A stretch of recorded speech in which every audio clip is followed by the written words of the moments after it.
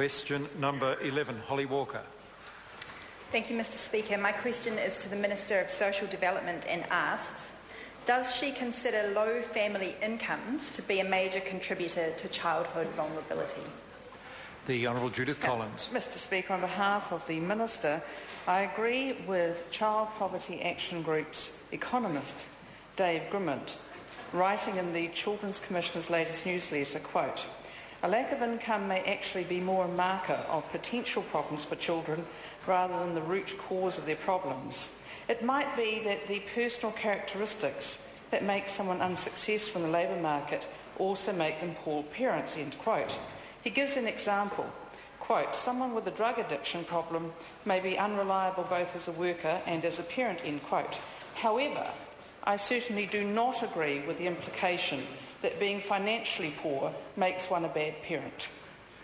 Holly Walker. Thank you, Mr. Speaker. Did she advise her colleague, the Minister of Labour, in recent discussions to raise the minimum wage by more than 50 cents an hour in order to meet the needs of vulnerable children whose parents are on low incomes? If not, why not? The Honourable Judith Collins. Mr. Speaker, on behalf of the Minister, I cannot actually give a definitive answer to that, but I can say that I know that the Minister is fully aware that raising the minimum wage too far could in fact lead to more poverty for some families where they would lose jobs. Holly Walker.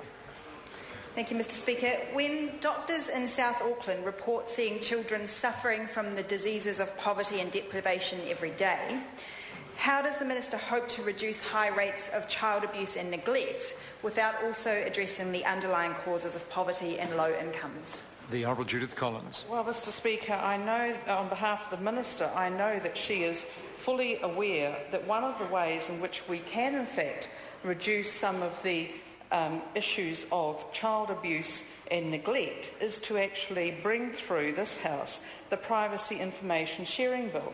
And I note that the member speaking does not support the bill, and I'm surprised given her concern for children and child abuse.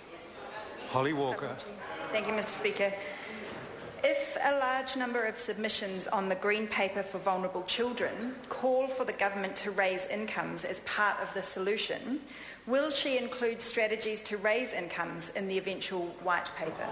The Honourable Judith Collins. Speaker, on behalf of the Minister, of course one of the best ways to raise people's income is to get them into work. And I know that the Minister is particularly concerned to get more people into work.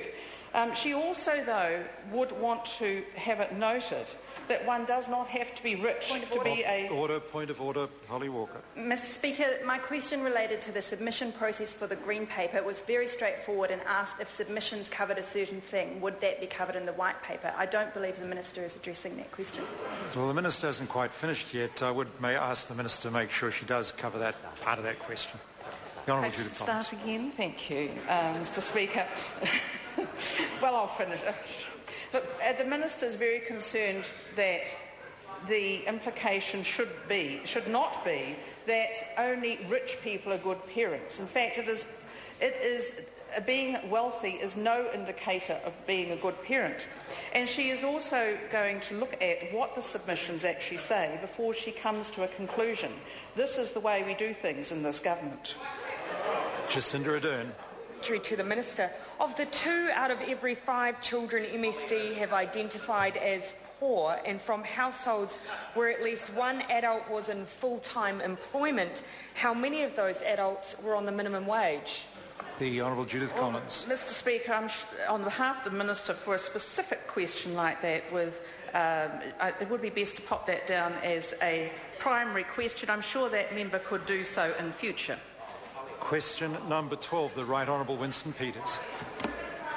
Order. I've called the Right Honourable Winston Peters.